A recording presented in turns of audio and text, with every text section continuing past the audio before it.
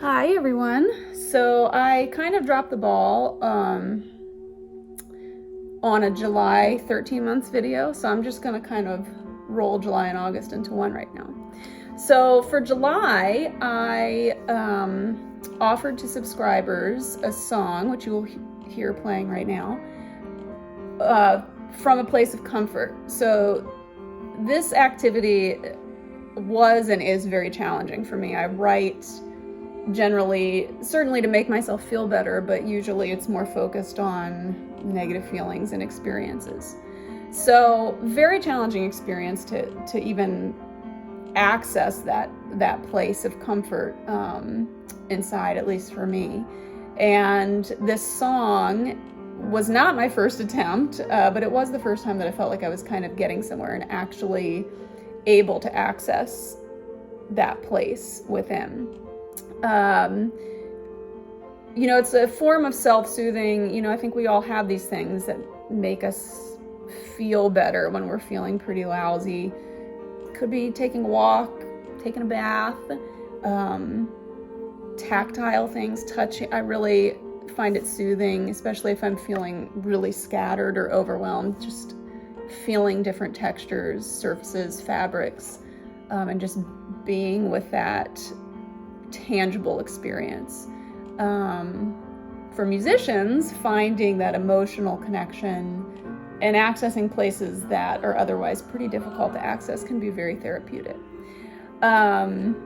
Somewhat related to that is August's offering, which is, I call it Emotive Flute.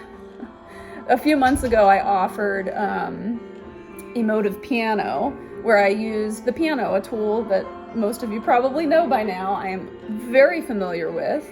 I am a piano technician, a piano teacher. I played since I was 7 years old. The piano has always been kind of an extension of my own voice, and especially when I felt like I don't have a voice, it has stepped in and filled that role for me. So I thought it would be a little interesting to use an instrument that I am not that intimate with, which could be anything. Could be this guitar here. I can play just a little bit, but there's a more almost surface and then emotional reaction if it's an instrument you don't play. You start really tuning into the sensory experience without the intellectual brain stepping in and trying to help.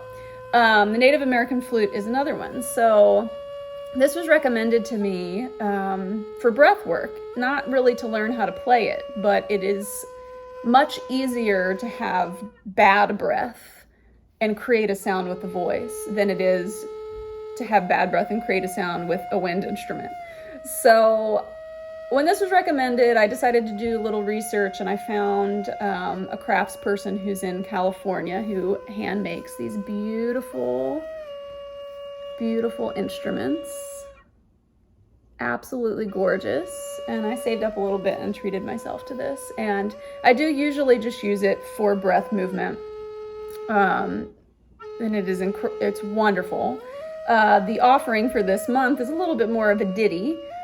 About halfway through, or a little over halfway through, I stopped producing sound. And because I don't actually know how to really, truly play this thing, could have been a moment of frustration, which was fitting for, I was feeling pretty agitated when I decided to use this as my tool on that day. But, it wasn't actually, and I think it was pretty telling of what happens when we aren't breathing well and kind of the stagnation of energy. And sometimes it's as inconvenient as just getting a little dizzy. But if we're really not breathing well or moving, it can lead to much larger issues, disease and all kinds of things. So yes, this is my flute. This can kind of fill all kinds of ways to make me feel better from the way that it actually feels. It's just a lovely, smooth, beautiful instrument to its help with breath. I hope you like it.